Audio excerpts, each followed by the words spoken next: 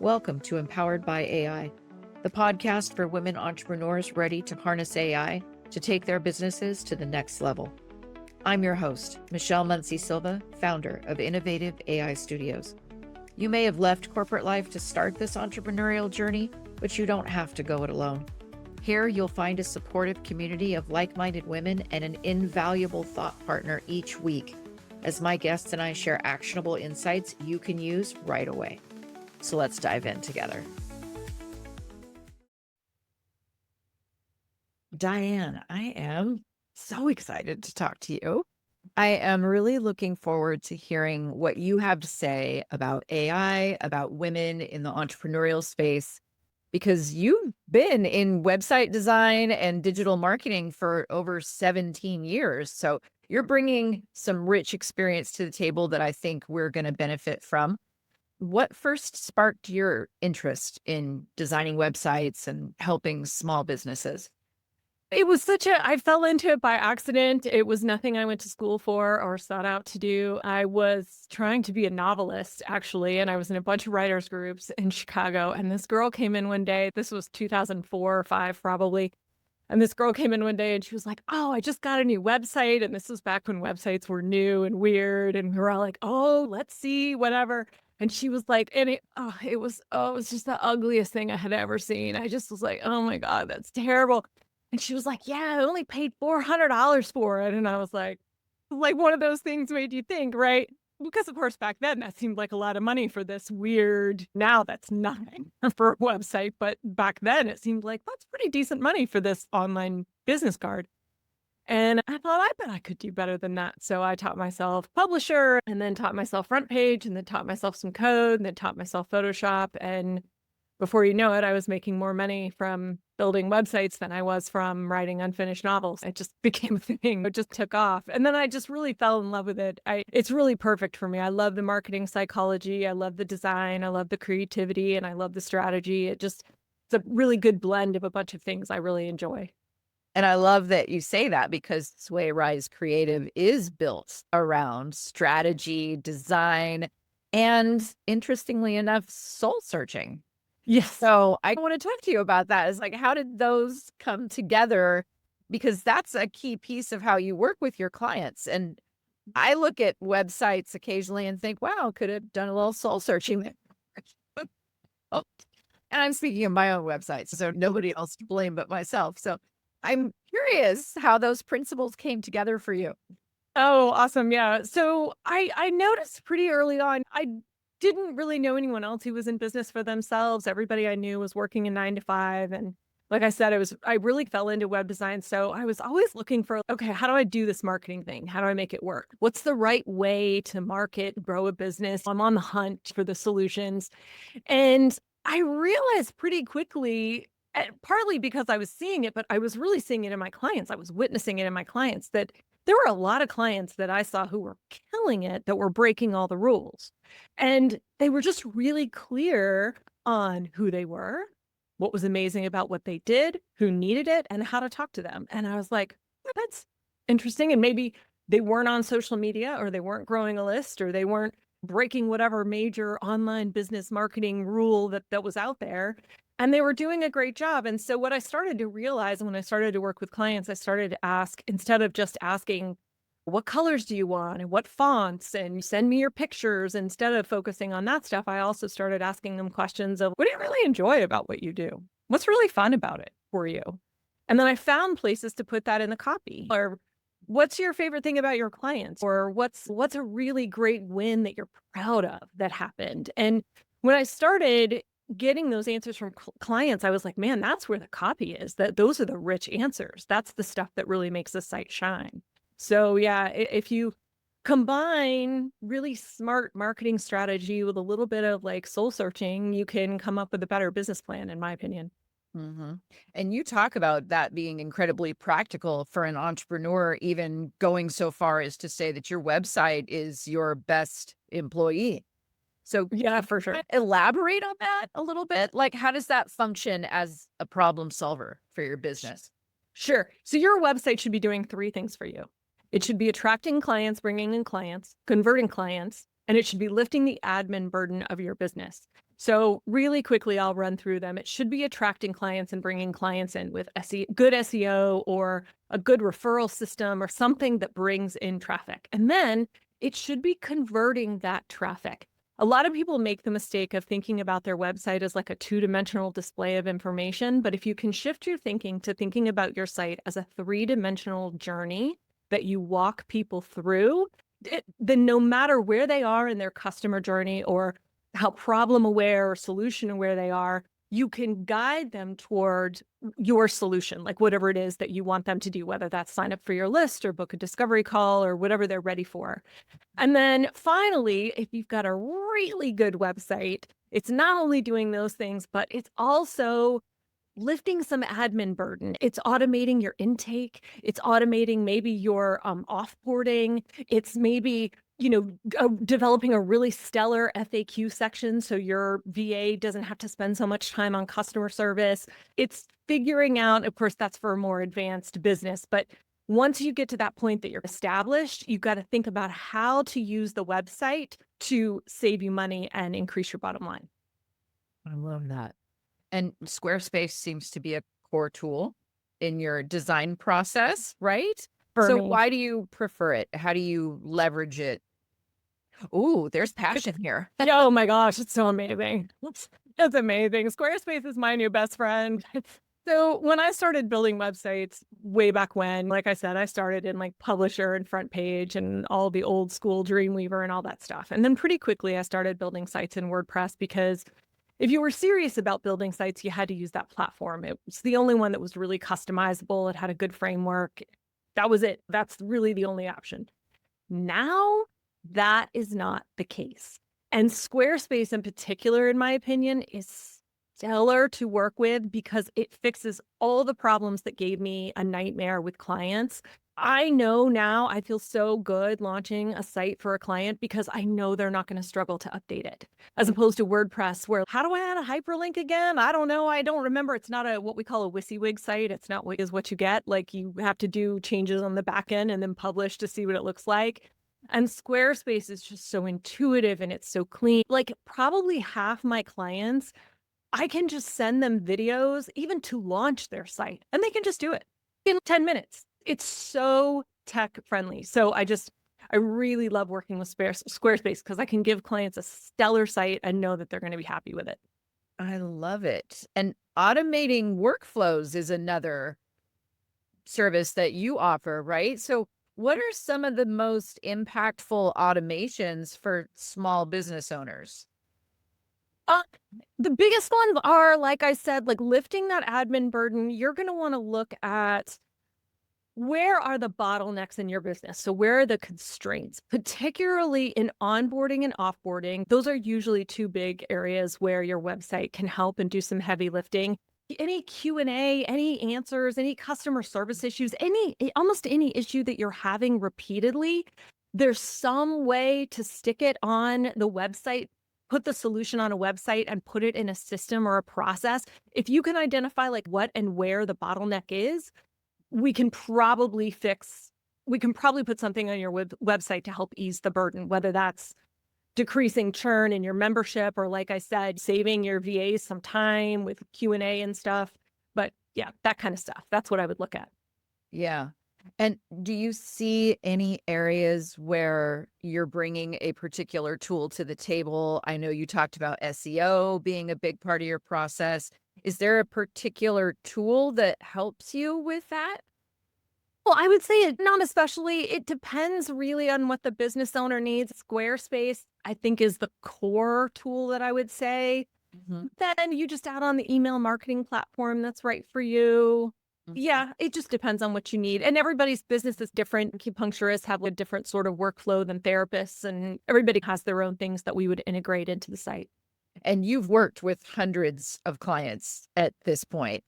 What's one of the most memorable transformations that you feel like you've facilitated so far? I don't know. I have so many. It's really typical for clients to see really good results if we just go in and tweak their messaging. If you just go in and work with a client on like those biggies, what do you do? Who do you do it for? How do we talk to them about it? if you give people a reason to choose you over your competition, that can improve your bottom line so much. It's not unusual to have people increase their bottom line like 30 to 50% after we fix their messaging, especially if they're a DIYer, because most DIYers just aren't used to thinking that way and aren't used to being strategic in how they lay out content on their site. And we can really do a lot to up conversions with that kind of thing. But then I've had clients quit their day jobs. I've had clients in programs of mine or workshop students or clients. They were finally able to dump the 9 to 5 that they were doing. Or I had one client recently, she was a therapist and she was relying on a lot of group work and insurance work. And her dream was like just to be able to stop taking insurance. And she was able to do that. We worked on her site and implemented a few things. And I want to say within 3 months, within I think like 6 weeks, she dropped all of the insurance that she was doing, almost all. And then like within 3 months, she had dropped all the institutional group work and stuff that she was doing too. So she was able to just completely go private practice. And it really, freed up a ton of time. It was really good. Yeah. That's kind of, see, now you've really touched on something to dive into, because a lot of people that I talk to, my own experience as well has been, you're coming from a system of nose to the grindstone, burnout, intense, just like I have ignored myself for a job for a very long time. And there is a draw to an entrepreneurial space where it's, I hold on to this vision, and I don't think I'm alone in this, that I can finally own myself again, my time, my purpose, my space. And I know that's a real struggle for a lot of people coming into an entrepreneurial space, just suffering from this history of burnout. And I know that you've dealt with that too. Can you tell us a little bit about that? Oh, sure. Yeah, absolutely. So when I was running the WordPress design agency, I listened to everybody else and everybody's saying, scale, build your business. And so I scaled, I got bigger. So I hired people and took on a ton of clients, and I ended up with this team. We had an in-person office. I went to work every day. And I was spending so much time doing HR tasks, managing this team, and I hated it. I didn't like it at all. And I was so sick of WordPress. I was so sick of all the updates and the plugins and, oh, the host got hacked again. And I just, it was driving me nuts. And I had this solution. I was like, I'm going to sell the business and then I'll just do consulting, which I did in 2015. And I thought that was going to fix my problem. It was going to be just me working again, no team, no code, none of the techie stuff. And it was just me helping clients grow their businesses. I was going to love it. But I burnt out again. It was a little better for a while, but by 2019, I had just had enough. I was like, I had an in-person office because I thought you're supposed to. And I was just not really listening to myself very well. And so I took a few years off and I tried every other way to make money online that you can. I did drop shipping and I tried to be an Amazon seller. I did POD stuff, print on demand stuff for a while. I did all kinds of stuff. And a couple years ago, I found Squarespace again. I rediscovered Squarespace and they had just launched their new builder Fluid Engine. And I was like, I think I can do this again, but it's going to be my way.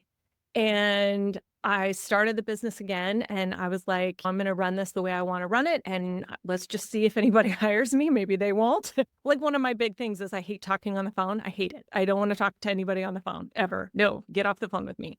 And so like I'll do discovery calls, but then I don't ever want to talk to a client again. And I'm like, can you run a design business where you don't talk to people on the phone? Turns out you can, and clients love it and they're really happy about it. And I just really have found a way into doing work I really love. And I've started sharing it with other designers and I've got such a good response that I'm starting a membership in February it's called Designing Boundaries. And it's all about soft skills for designers. So how to learn what I've learned over the last several years. Oh my goodness, that sounds exciting. So you're looking at this as, I want to learn more about this. So you're looking at this as you are going to teach people from the ground up how to become a designer themselves? Nope, that's all on you. I assume that you've Okay. got some skills. I assume that you want to be a designer. You know how to do it. You've already got some stuff in place. And this Okay. really isn't for super newbies. I will have some I will have some resources for super newbies, but this is for people who've been at it a while and they're starting to get fatigued with client problems like giving up your weekend because the client won't stop asking for revisions, not knowing how to tell the client, no, I'm done working for you, stop. Or how do you deal with a client that doesn't know how to tell you what they want? Because a lot of clients don't. Some people don't know what they want. There are a lot of clients who don't even know what they're doing in their businesses yet. So they can articulate it to you, but some people just literally can't find the language or they're not visual thinkers. And so how do you extract the information from them so that you can build a great site? And clients who keep coming back, the scope creep, clients who keep, hey, just one more small thing. Hey, just one more small change. How do you rein that stuff in? And that's the stuff that I've become really good at. Again, partly because I've really started listening to myself and partly because I've been there. I've been building sites since 2006. Anything that could happen with a client has happened to me. And so I have all these solutions and fixes for all that stuff. And I just wanted to share it in a bigger way instead of just Facebook groups, which is what I've been doing the last couple of years. That's fantastic. And I can imagine that when generative AI crept onto the scene, this probably sparked a little bit of a, well, this could be wonderful. Just imagining. I don't want to put words in your mouth, but I'm just imagining that you found it to be somewhat helpful. Oh, for sure. Yeah. And it's so funny too. I've been using AI in my business for a couple years now in a serious way. We've all been using it and I've had Grammarly for years, but like in a serious way, like using the generative AI. I was using Writer a couple years ago and things like that. So I've been using it to help, but this year is really when I went into it very hardcore and I use it all over my business and it makes so many things so much easier. And I didn't realize until recently that it actually ties into this membership. I was just going to teach soft skills. That was it, just client management. That's all the membership was going to be. And then I was on a networking call recently and I was talking to another web designer and I had talked about my membership. And of course, I talk about it and everybody's, oh my God, I need that. That sounds amazing. And this one guy was saying, yeah, I wish I had that a couple months ago because I took on this client and she's just not our right person. I think that's what it is. She's just not a fit for our agency. And I'm like, what went wrong? And he said, she won't give us her content. She either won't give it to us or she won't give it to us in the format that we asked for. Apparently, like for the logo, because he was like, we need your logo. Because he asked her, he said, do you have a logo? And she goes, yes. And he goes, okay, send it to us. So she drew it on a piece of paper, took a picture of it, emailed it to him. So, and she was like, just do something like this. And he goes, no, I didn't charge you a logo. Like, this is a problem. And that's a pretty easy fix. That's clarifying expectations with the client. That's fine. But the bigger issue was like, she wasn't getting them content at all. She was dragging her feet, which a lot of clients do. And he was like, I just don't know what to do. And it was so funny because I was sitting there listening, and I was like, man, in this day and age, you should never have to wait on a client for content. You have Claude and Chat at your fingertips. Creating dummy content, good dummy content, is so easy. Put placeholder content in there and then offboard them. Tell them they can edit it on their own, give them tutorials or sell them on a maintenance package, whatever, but get rid of that client. Stop torturing them. And that was when I really put it together that, okay, it's not just soft skills, but it's also some practical skills. And that's what occurred to me is I was like, oh, he's not thinking of that because he doesn't know how to do that. He doesn't have the prompts. He doesn't have practice at that. He doesn't know how to really do that. And I'm like, okay, so I need to teach both. And how has it evolved for you personally? That's what I'm wondering, because when we came on board with, this is what, 2022, I was deep into learning WordPress. I was figuring out how to put myself online, and I was turned on to Jarvis, which then, of course, quickly got slapped down by Marvel and turned into Jasper. And then from Jasper, my coach kept needling me. You got to get in. Have you played with ChatGPT yet? Get in there, buy the subscription, start playing with it. And so that's the kind of thing. I hear that you're sharing that with others to help them get through their hurdles. How has it helped you? Oh, it's changed everything. It makes everything so much easier and so much better. I don't a day doesn't go by that I'm not in some kind of AI, either generating content of some kind or having it help me with tasks or generating images. I'm in it every day for me and for clients. I just last night I've created so for the designing boundaries, it opens February 3rd. So I'm still creating the content and doing all the things and stuff, but I have the sales page completed and I have the outline of all my videos and everything and all the content that I'm going to create for it. And I needed to create a freebie. And what do? You go to Claude and you say, here's the freebie. I created a project and I'm like, here's all the content. This is what it's all about. By the way, Claude helped me write the sales page. I wrote the outline for the content, but Claude helped me write the sales page. And I'm like, okay, here's all the stuff. Brainstorm some freebies with me. Give me 5 to 7 freebies that I could do. And Claude goes, how about these? And I'm like, I like this one. Let's flesh this out. What's the outline look like? And oh, okay, well, I don't like this one. I don't like this one. Change this. And again, use my content. This is a great outline. Flesh this out using the content that I've written. But it does. It saves me so much time. I use it to summarize my YouTube videos when I do interviews with people. I use it to help me write YouTube descriptions because that's hard for me. It will go through, it will look at the transcript, it'll read the transcript, and it'll give me a timestamp summary to put in the YouTube description. It's that kind of stuff that's just mind-blowing, not to mention creating placeholder content for clients and creating graphics for clients and keeping things on brand. And there's a whole list of stuff there that a sonnet, a love sonnet I could sing to AI. So Now, do you want a moment to sing? We can set that aside. to come up with something, not to come up with good lyrics. We just shift the whole show. It's a musical number tonight, folks. I love it. And I'm sure I could get Claude to help with that. you could. So you're also doing the 30 days of marketing, correct? With Yes. Bloom Bauer. And how did that get started?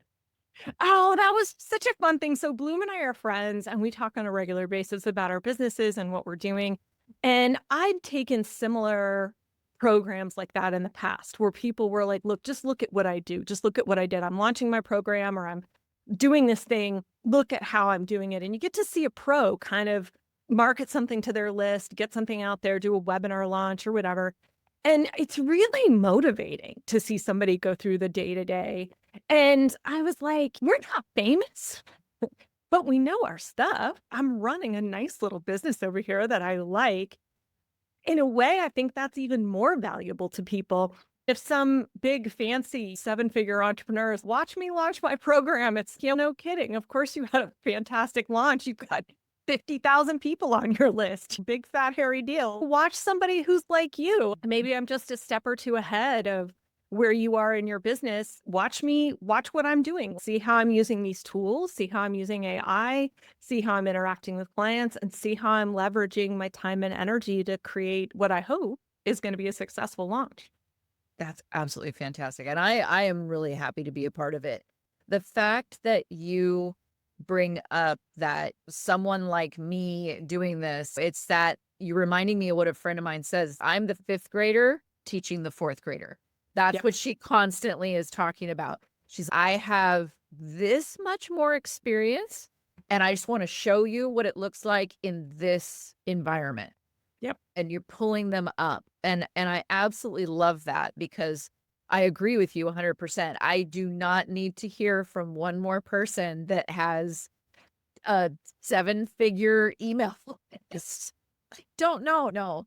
How did you go from 0 to 60? I think that's something a lot of people miss. People think they have to have it all figured out or have it perfect or have it like totally in their mind and be the big, awesome thing. And that's not what people resonate with. I totally agree with what your friend said. I say something similar to clients all the time, just to remind them that, look, you don't have to be perfect for everyone in the whole world. There are going to be tons of people who are bigger than you, more successful than you, but you're helping the people who are just a couple steps behind you. That's another thing too, is you don't have to go back and teach to every single beginner. I'm really clear about designing boundaries. It's really not for super beginner web designers. Now, there may be fun things for a web designer to grow into as a part of it, but it's really aimed at those people who are seasoned enough to be jaded around client relationships. So it's like knowing that you're just aiming at a couple steps behind where you are. Those are the people who are going to be able to hear you the best. Your message is going to resonate the most with them. And you're just going to be such a help to those people. And so you don't have to do it perfectly or do everything perfectly. You just have to do what you're doing really well. I love you talked about being just seasoned enough to be jaded. I love that because I got jaded when I did my beta. It was like, whoa, this is hurting cats. Second, because I had this imagination that everybody would just come running like, "Oh, this is so great. Please do this for me." And it's like, no, wait, I need this from you. Oh, wait, you didn't give me that yet. And wait, no, you didn't give me that yet either. Huh? It's like literally hurting. Yes, for sure. And this was a beta round for a program you launched? This was a beta for when you launch your beta for designing for clients, right? And I started doing it. And of course, I got a couple and, oh, yes, I would love you to just make this gorgeous. About if we jump on a call. Fine, gorgeous for you. And so it was really interesting to me how I would automatically go to, say, ChatGPT and say, I really want you to help me gain some clarity around this. And this is where I first started really recognizing as a business, I need a thought partner. Yeah. I need someone that I can spitball things with. I need to not react to my own surprise, right? Because I'm learning everything as I'm going. So I need to not react. I need someone to think this through with me. And I would go to ChatGPT and I would say, okay, here's the wall I'm hitting. And I'm obviously not communicating clearly. Do you have moments like that where you're like, okay, I have a tool now that I know I can go to that helps me get over a particular hurdle? For me, it was ChatGPT. I needed someone to think this through with me. Do you have something like that? Or That's so interesting. I don't think I really do. At this point, I have a few trusted partners. So I have a few people who are my go-tos. They're either where I'm at or maybe like a step or two ahead of me. And so I can go to them, whether I'm connected to them directly or I'm in a group with them or whatever, and I will go and seek out answers. If I'm in that kind of place where I'm like, man, I just need some perspective. Like I am in over my head. This was unexpected. I don't know how to mentally process this. I'm surprised or I'm confused. I typically will go to people who I know have experience with something.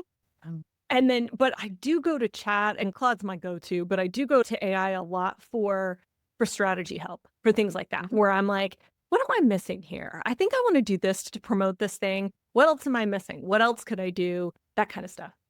I love it. So along with this membership, what's next for you? That's the biggie. I'm trying very hard. I'm really feeling the strain of splitting my focus. I think there's a real fatigue that comes around when you work for yourself of doing too many different things. And I know that a lot of the reason that I've had success in the past is because I've been laser focused on one thing. And up until now, I've really been focused on just getting design clients and building my one-to-one business. And I don't want to stop doing that. I love what I'm doing. I love how I'm working with clients. I have one junior designer now who I love working with, who I trust. She's amazing. I do not want the big team again. Just a little bit of help with some of that work has been really great. So I want to keep that really going and scale it a little. But then I also want to grow the design biz. And I just don't want designers to feel like they can't do their work anymore or feel like they're terrified of it. I was talking to a woman a couple of weeks ago, and she was saying she was going to open a template shop. And I was like, oh, that's fun. Yay. Template shops are great. Why did you decide to do that? And she said, because I just can't handle the client work anymore. I can't deal with the clients. And that just broke my heart because I'm just like, first of all, that's not a good reason to start a business because you're running from something else. Just speaking from experience, it's just It's not going to work. But then if you think that you're in a place where, if you think that you're not going to have to deal with clients running a template shop, like you're in for a surprise. You're still going to have client issues. And so learning how to draw those boundaries in a way that feels good to you and feels good to the clients is something you're still going to have to learn. And I just hated that. And I've heard that a lot. I've heard a variation of that theme a lot. And it just breaks my heart. I really like being a web designer, and I want everybody who's called to do it to enjoy it and have a lot of fun with it and love their clients. Life is easier when you love your clients. People just, and that's the first thing that comes in. When you're really good with boundaries and you can draw a very clear, clean container around what works for you and what doesn't, it creates safety for clients. It creates freedom for you. And it's fun. It opens you up to have so much more fun in your business. And that's what I want for everyone else, for designers of all kinds. And I love that you are putting that in that light, because I need some place to go as a person who's moving from, say, an industry where I had certain things already in place around me to my own business where it's a little bit of a free-for-all. I'm flying this ship on my own. I need that community, and I need those other like-minded people to help me understand best practices like what you're talking about right now. Yeah, for sure. I think the community aspect is going to be one of the best parts of the membership, because it's going to be other people who are dealing with the same things that you're dealing with. So it's going to reinforce that, number one, you're not alone. You're not the only person dealing with this. We've all done it. We've all had the bad clients, the clients who are, why have you called me and texted me and WhatsApp me and emailed me in the last 20 minutes? What has happened in your world? Why? It literally everything that you've gone through, we've all gone through. And so I think it helps to see that you're not alone. You're not doing anything wrong. It's not your fault. And there are some really easy, clear steps that you can take to rectify that. It's not as hard as you think it's going to be. Okay. So I need to join. If I'm scared, if I do that, if it works. So how can listeners connect with you? So I have a YouTube channel that I'm aiming at web designers, and it's got all kinds of interviews with other industry experts. So anybody that I think is doing really important, interesting work, I'm interviewing them and getting it out there. Other web designers and also graphic designers. So I have some AI people in there as well. But like anybody who I think is doing work that will benefit designers, that's what's on the channel. And then if you want to come to my site, I have a whole page for web designer resources. My site is swayrisecreative.com. And I have a freebie that is really good, and it's got scripts for the top 3 like issues that we face as web designers. So like scope creep and extra revisions and asking for work on weekends and stuff. See, where were you in my life? It's a really good freebie, and it starts like with the main mindset shift that you need to go through. And then I've got like the actual scripts in there that you can adopt. And even just, it's so funny because the mindset work is really important because it gets you to think about yourself in a different way. Like the big thing I say is you're a surgeon, not a store clerk. So it's not your job to go running around, making your client happy with every single thing, getting all the different sizes and colors of shirts and skirts. That's not your job. Not a store clerk. You're a surgeon.